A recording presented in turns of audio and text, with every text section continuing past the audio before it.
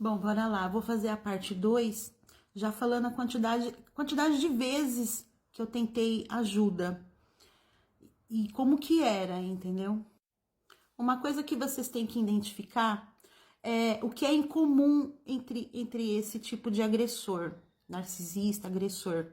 Sempre falam que a gente tem amante, do nada eles conseguem arrumar amantes pra gente. Continuando, não é fácil não. Olha, no início, que eu tava falando sobre, na parte 1 lá, aquela vez que eu falei sobre o capacete, nós não éramos os últimos no... Pera um pouco.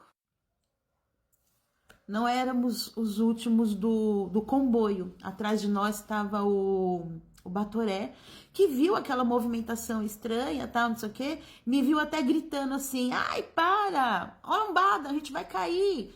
Ele emparedou assim do lado e falou assim, ô, para vocês dois aí. A gente era jovem, ele achou que a gente estava de brincadeira. Mas assim, se eu fosse falar alguma coisa e alguém fosse falar com ele, o que ia acontecer comigo depois? Me fala. Teve uma vez que ele tinha saído para procurar emprego e não sei o que foi que aconteceu. Infelizmente eu não me lembro qual foi o motivo dessa surra que ele começou a bater nas crianças. Ele bateu. E nesse meu filho que faleceu, ele estava batendo mais. E eu me intrometi. No que eu me intrometi, mandando ele parar, tentando segurar os braços dele, entrando entre eles, ele me deu assim alguns socos na cabeça. E eu consegui me afastar, e aí ele, né, deu uma olhada assim, ele botou meu filho de joelho com a cara na parede e falou que era para ele ficar ali até a hora que ele mandasse, que não era para ele levantar, que senão a gente ia apanhar mais. A vizinhança chamou a polícia, morávamos num condomínio. Ele fez tudo isso e foi deitar para dormir. De repente, o interfone na cozinha toca, falando que era a polícia e que tinha recebido a denúncia, etc e tal, e que queria falar com ele. Eu fui lá, chamei ele disse que estava dormindo, que não ia levantar. Eu falei, né, ele não vai. Então, eles queriam que eu descesse. Eu falei, pode subir. Ah, a gente não pode subir dentro de condomínio, você tem que vir aqui fora. De repente, plantou ele na cozinha, olhando daquele jeito assim para mim. E eu falei, não, tudo bem, eu vou descer. Porque eles falaram que se eu não descesse, eles iam ter que chamar mais viaturas, etc e tal. E aí, tudo bem, eu desci e os policiais falaram assim, ah, então ele tá nervoso assim porque ele tá procurando emprego. Eu imagino a situação dele. Uma outra vez, a gente já morava em outra cidade. Era um domingo, nós saímos atravessar a rua para ir numa festa de aniversário de uma coleguinha dos meus filhos. E ele chegou e não tinha ninguém em casa. Isso para ele já era ruim, entendeu? Mas quando acabou a festinha, no início da noite de domingo, acabou a festinha, a gente reparou que ele tinha deixado a gente trancado para fora. Como já também existiu um histórico dele chegar a deixar a gente trancado no apartamento porque era férias e não era para as crianças descer para brincar, nessa cidade, então, eu tinha uma chave cópia escondido, mas num lugar onde ele não pudesse mexer. Então, ainda assim, tinha que pular o muro para alcançar essa chave. E o meu filho conseguiu pular e pegar essa chave e nós entramos dentro de... Bom, enfim, me xingou de tudo quanto era nome, porque eu tava na rua, etc e tal. Aí eu mandei ele para aquele lugar. Mas eu mandei ele e saí, porque eu tinha que recolher as roupas no varal. Pois ele foi atrás de mim, conseguiu me pegar no corredor do quintal.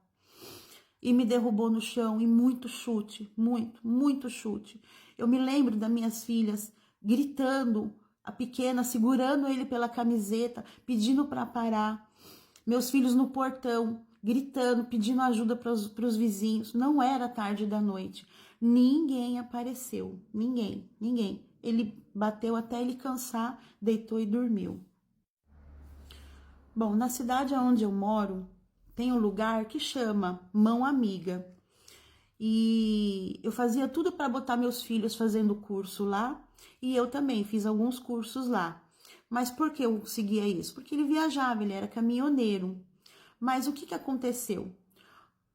Um final de semana qualquer, eu estava muito entretida lendo várias mensagens, e aí chamou a atenção dele e ele foi ler. Era a mensagem pelo o message no computador.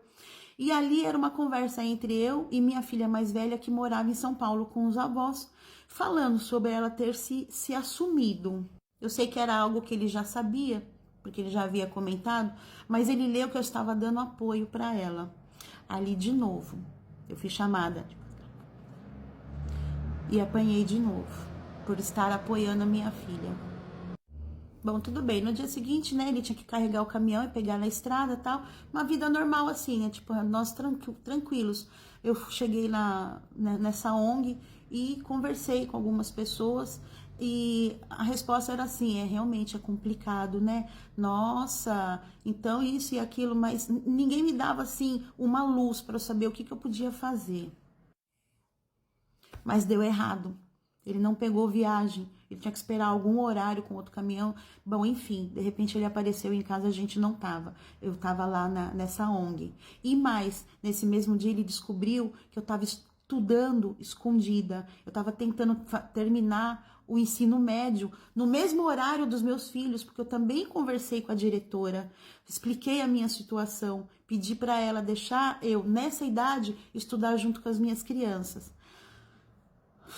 E ele descobriu tudo. Já sabe o que aconteceu, né? Bom, pois bem, no meu segundo tratamento, esse médico, ele era obstetra e oncologista. E aí, né, fazendo o tratamento e tal, identificamos, né, uma outra anomalia e eu precisei passar com outro médico na outra cidade, de Piracicaba. Para esse médico, eu também havia contado, porque eles sempre pediam a presença dele em todas as minhas consultas. E ele não queria, ele não saía do carro, nem que ele ficasse dentro do carro, mas ele não queria saber. A mãe dele disse que era porque ele estava com depressão. Enfim, não entrava. E eles não me falavam nada sobre isso, não dava nenhuma orientação do que eu poderia fazer naquela época, mesmo que eu estivesse doente, o que eu faria. Eles, sendo médico, eu também não recebi nenhum apoio. Bom, semanalmente eu tinha que ir para Piracicaba para fazer as aplicações na clínica.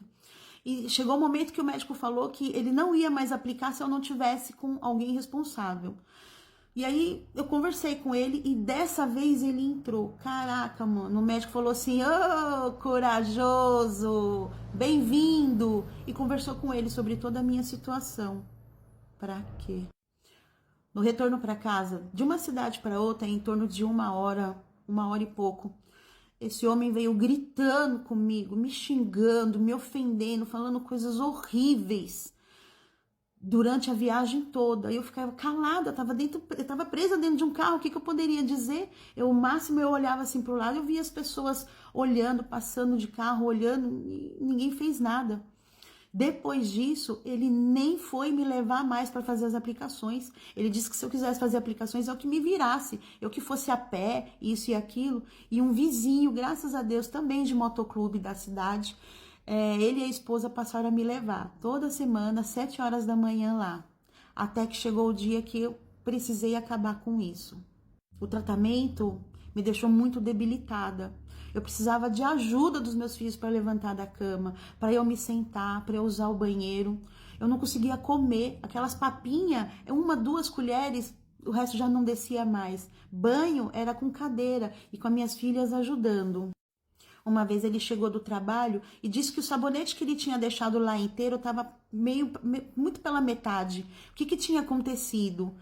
E eu não sabia porque, olha quanta gente, né? Dentro de casa, todo mundo tomando banho. Ele tentou me fazer engolir o sabonete. E aí ele falou que ele ia botar fogo na casa e ia trancar a gente. No dia seguinte, eu falei com a minha mãe e falei que ia embora. E também falei com a família dele.